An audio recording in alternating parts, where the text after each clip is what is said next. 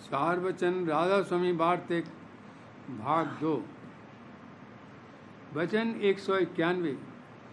आजकल गृहस्थी और भेग जब अपने स्थान से चलते हैं तो तीर्थ का भाव करके निकलते हैं, और सत्संग जो सबका सार है उसकी किसी को तलाश नहीं है और न उसका कुछ भाव है। और जिसको वह लोग सत्संग समझते हैं वह असल में सत्संग नहीं है। सत्संग सद्गुरु के संग का नाम है, और जहाँ किस्से कहानी लड़ाई झगड़ा और विद्या की बातें होवें उसका नाम सत्संग नहीं है। सद्गुरु रूप आप सत्य पुरुष का है, इसलिए उन्हीं के संग का नाम सत्संग है, और बाकी सब झगड़े हैं, इनसे कभी जीव का उद्धार नहीं होगा। वचन 192। जो लोग कि राम और ब्रह्म को सर्वव्यापक समझकर टेक बांध रहे हैं और उसका इष्ट रखते हैं, उनको समझना चाहिए कि ऐसी टेक से जीव का कार्य हरगिज नहीं होगा, क्योंकि व्यापक रूप राम अथवा ब्रह्म दीपक के समान है, सबको चांदना दिखा रहा है। उसी चांदने में चोर चोरी करता है, शराबी शराब पीता है और विषयी विषय भोग भोगता है। परमार्थी परमार्थ कमाता है, पर वह किसी से कुछ नहीं कहता। फिर ऐसे नाम के जपने या इष्ट बांधने से 84 नहीं छूटेगी और मन अपने नाच नचाता रहेगा। और जिनको कि सद्गुरु रूप मालिक की टेक है और उनका सत्संग प्राप्त है, तो विषयी विषय भोग छोड़ देगा और 84 से हट जाएगा। और जो खोटे काम हैं उनसे दिन दिन बचता हुआ निर्मल हो जाएगा, और एक दिन अपने निज पद और निज रूप को पा जाएगा। और राम ब्रह्म या और कोई नाम या इस जपते जपते उम्र गुजर जाएगी, पर विकार दूर न होंगे और न भोगों की आशा और तृष्णा की जड़ काटी जाएगी। फिर कैसे उद्धार हो सकता है। वचन 193।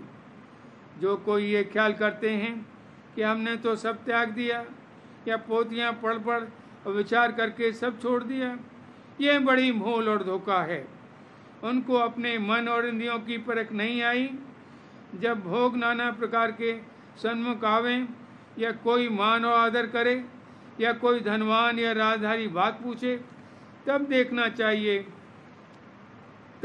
चाहिए कि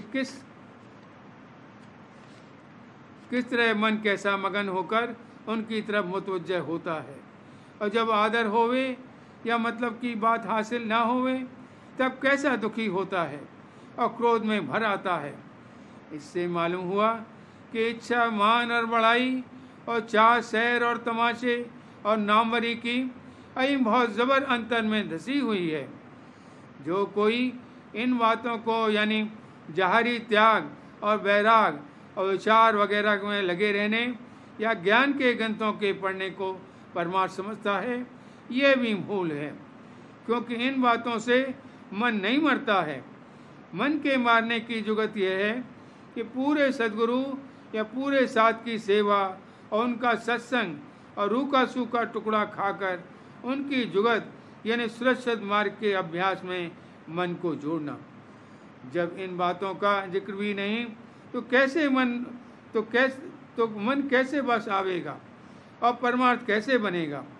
और जब यह हाल है कि जबान से तो कहते हैं कि इस लोक और परलोक के विषय भोग कागविष्ठा के समान है, और मन में चाह और तलाश उन्हीं भोगों की धरी हुई है, तो फिर उनको क्या फ़ायदा होगा। अफसोस है कि वे ऐसे गाफिल हैं कि उनको यह भी तभी नहीं होता कि हम कहते क्या हैं और करते क्या हैं। पर संसार उनसे भी ज़्यादा गाफिल है और उन्हीं को परमार्थी जानता है, और डूबे हुओं के पीछे लगकर डूबता चला जाता है। वचन 194। बाजे विद्यावान ऐसा कहते हैं कि भोगों की चाह और काम क्रोध आदि मन और इंद्रियों के स्वभाव हैं, और जीव का स्वरूप इनसे न्यारा है, और जो उसको विचार करके समझ लिया तो यह उसका कुछ बिगाड़ नहीं कर सकते। अब समझना चाहिए कि यह बड़ा धोखा है। जब भोग और विलास की चाह और मन इंद्रियों के विकार उनके स्वभाव हुए, तो संसारी जीव और ज्ञानी में क्या भेद हुआ। जैसे वह इनके फल भोगों 84 में भोगेंगे, ये भी ऐसे ही भोगेंगे, क्योंकि भोगते वक्त दोनों एक से आसक्त होकर अपने आपे को भूल जाते हैं। यानी देखने में आता है कि जब इसे ऐसे सावों का कोई निरादर करे या तान मारे या इल्ज़ाम लगावे, या जब वे दूसरे की मान प्रतिष्ठा होती हुई देखें, तो उसी वक्त उनको क्रोध और ईर्ष्या सताती है। और जब आशा किसी भोग की पूरी न होवे तो दुखी होते हैं, अनेक जतन उसके पूरे होने के लिए करते हैं, और हर एक से मदद चाहते हैं और सवाल करते हैं। अब गौर करना चाहिए, ये क्या हालत है। भोग तो कागविष्ठा के समान हुए, और वे भी उनके भोगने के लिए महानीच सीढ़ी पर उतर कर बैठे, जहाँ से 84 का रास्ता खुला है। इस वास्ते यह बात दया करके कही जाती है कि जिस किसी को अपने जीव का उद्धार मंजूर है, उसको मुनासिब है कि विद्या ज्ञानी के संग से बचकर जैसे बने सदगुरु का खोज करके उनके चरणों का आसरा लेवे तो कार्य होगा। और किसी तरह से यह पंडित या भेक के संग से 84 से नहीं बचेंगे। भेक और पंडित को खिलाना पिलाना और जो बने सो देना मुनासिब है, पर तन मन सदगुरु के चरणों में अर्पणा जरूर है। यह बात उसी के लिए है और उसी से मानी जाएगी जिसको मालिक से मिलने की चाह है और अपने जीव का उद्धार मंजूर है। भेक और पंडित और संसारियों को यह वचन प्यारे नहीं लगेंगे।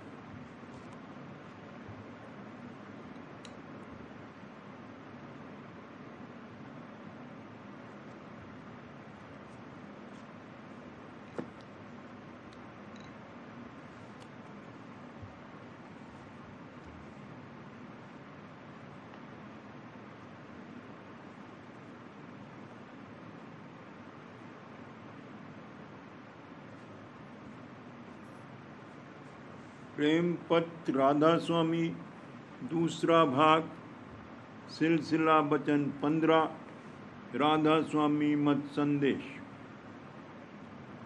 जोगेश्वर ज्ञानियों ने साफ अपने ग्रंथों में फरमाया है कि जब तक मन और वासना का नाश न होगा, तब तक तत्पद का ज्ञान हासिल नहीं हो सकता है।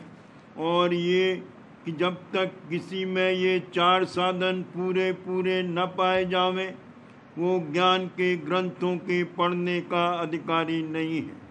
और जो कोई बगैर 4 साधन हासिल किए उन ग्रंथों को पढ़ेगा, तो वो पढ़ना उसके हक में जहर कातिल होगा, यानी आत्मघाती हो जाएगा।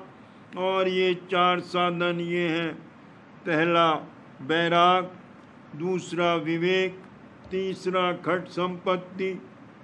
इसमें 4 साधन है। पहला सम यानी अंतःकरण का रोकना, दूसरा दम यानी बाहर इंद्रियों का रोकना, तीसरा उपरति यानी संसार के दुख सुख और ख्वाहिशों से उपराम यानी न्यारे रहना, चौथा तितीक्षा यानी तकलीफ की बर्दाश्त करना, पांचवा श्रद्धा यानी परमार्थ की सच्ची कदर और चाह और गुरु और महात्माओं और उनके वचनों में भाव और प्यार, छठा समाधानता यानी होशियारी और पूरी समझ के साथ गुरु और महात्माओं के वचन को सुनना और चित्त में धर के उनके मुआफिक बर्ताव करना, और चौथा मुमुक्षुता यानी सच्ची और तेज चाह वास्ते हासिल करने मुक्ति यानी अपने जीव के कल्याण के।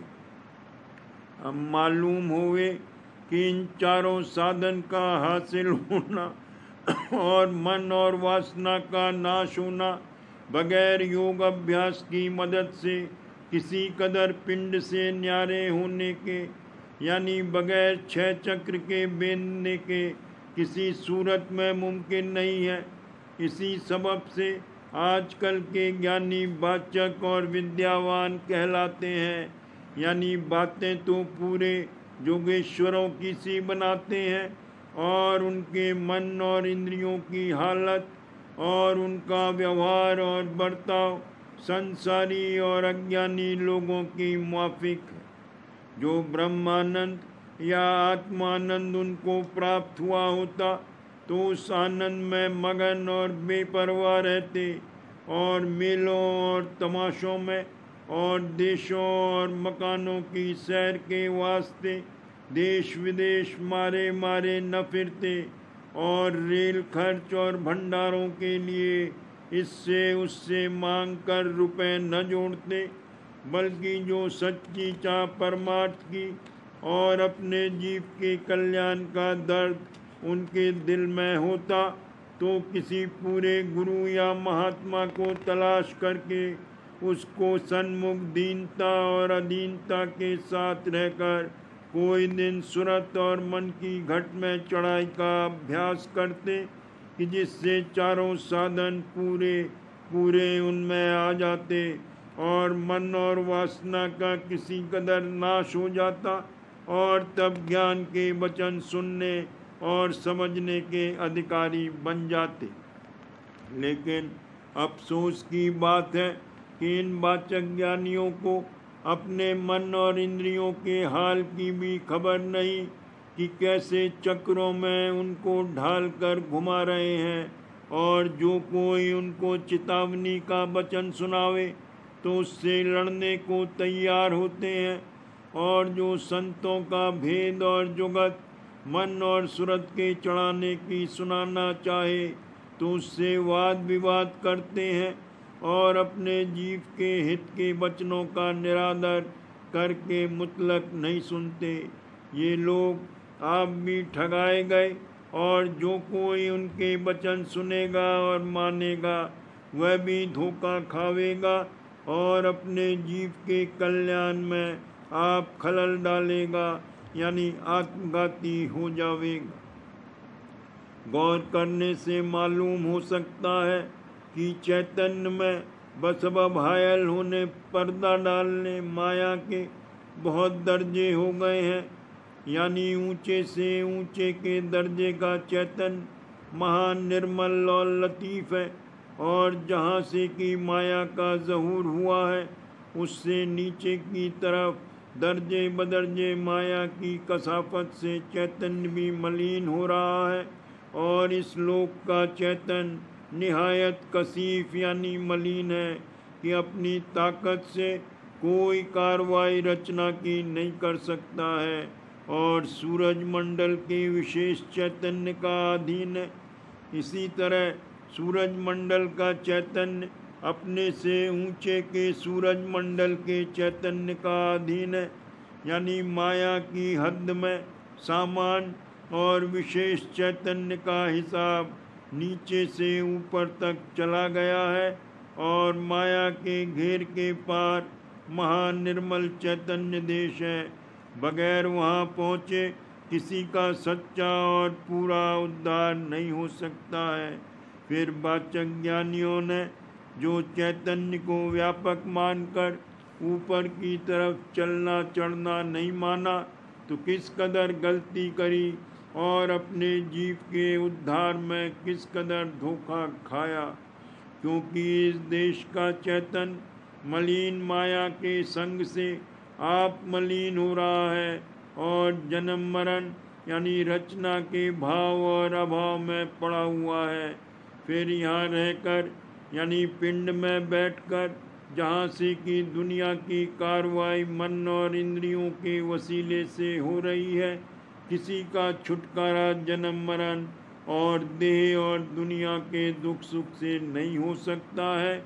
और यही सबब है कि वाचक ज्ञानियों की हालत नहीं बदलती, यानी उनके मन और इंद्रियों का बर्ताव संसारी और अज्ञानी जीवों के मुआफिक रहता है। योगेश्वर ज्ञानियों ने ब्रह्म में 3 दर्जे कायम किए, यानी माया सबल ब्रह्म जो कि माया से मिलकर रचना कर रहा है, और साक्षी ब्रह्म जो कि उसको मदद दे रहा है, और शुद्ध ब्रह्म जहाँ की माया निहायत सूक्ष्म और बीज रूप है, और वो पद रचना की कार्रवाई से किसी कदर न्यारा है, यानी गुप्त मदद दे रहा है। अब जो मुआफिक समझवाचक ज्ञानियों के ब्रह्म के सर्वत्र व्यापक होने में कोई भेद नहीं था, तो योगेश्वर ज्ञानियों ने ये दर्जे क्यों मुकर्रर किए, और माया सबल ब्रह्म और साक्षी ब्रह्म के मंडल में क्यों नहीं ठहरे, और योग अभ्यास करके पहले पिंड से न्यारे होकर और फिर ब्रह्मांड में चढ़कर शुद्ध ब्रह्म पद में पहुंचकर क्यों विश्राम किया। इससे साफ जाहिर है कि वाचक ज्ञानी निरे विद्यावान है, यानी परमार्थी किताबें सिर्फ मुतल्लिक ज्ञान के पढ़कर अपने आप को पूरा समझते हैं और ब्रह्म रूप मानते हैं, और अमल यानी अभ्यास कुछ नहीं किया या करते हैं। विद्या यानी इल्म वगैरह अमल यानी अभ्यास के खाली हैं।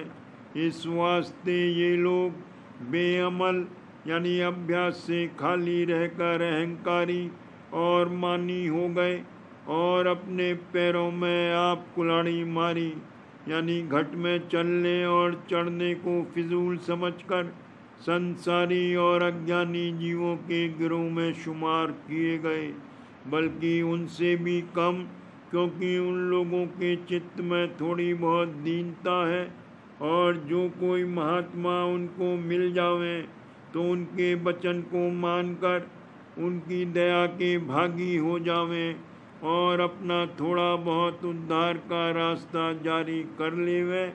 और ये वाचक ज्ञानी इस कदर अहंकारी और बेपरवाह हो गए कि अपने बराबर किसी को ख्याल नहीं करते, और किसी के वचन को जो इनके हित के वास्ते कहे नहीं मानते हैं।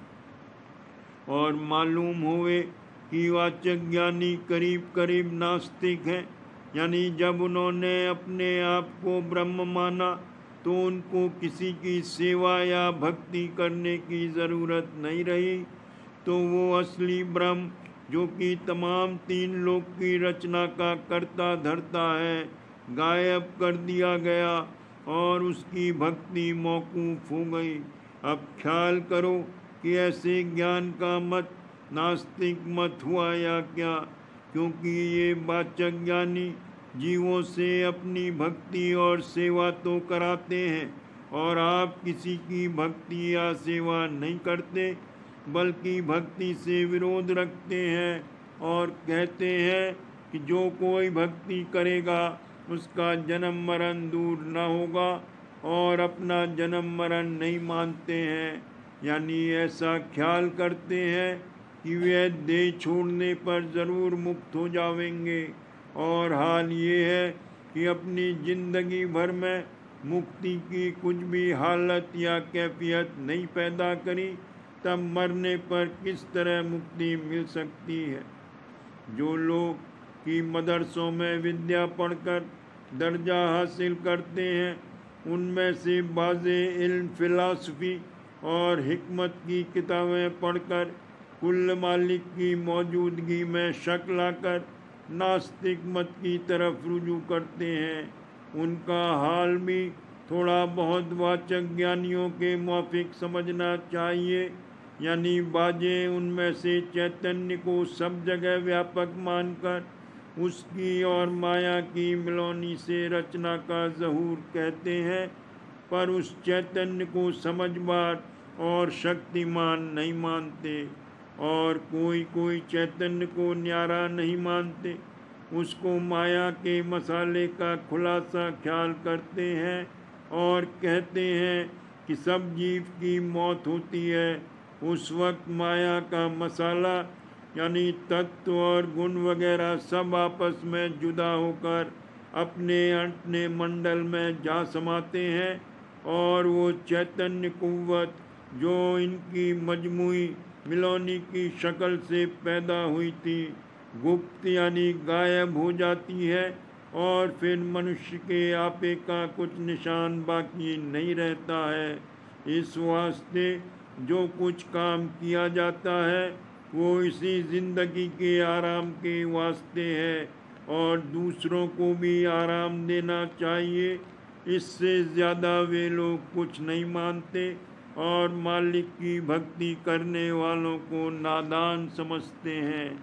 ये सब मत काल पुरुष ने जीवों के भरमाने और सत्पथ से बेखबर रखने के वास्ते विद्या और बुद्धि की मदद से प्रकट कराए, और जो जीव की उस किस्म की तबीयत रखते हैं वे उनमें शामिल होकर सच्चे मालिक से मुनकिर नास्तिक हो जाते हैं। और कुल मज़हबों पर जो किसी को मालिक मानते हैं तान करते हैं और कहते हैं कि उनके आचार्यों ने अपनी नामवरी और फायदे की नज़र से उन मतों को मूर्ख जीवों में जारी किया और उनको खौफ और उम्मीद दिखाकर अपने वचनों में खूब मजबूत बांधा। असल में कोई मालिक नहीं है और बाद मौत के कर्म और उसका फल बाकी नहीं रहता है और न कहीं स्वर्ग और नरक वगैरह हैं।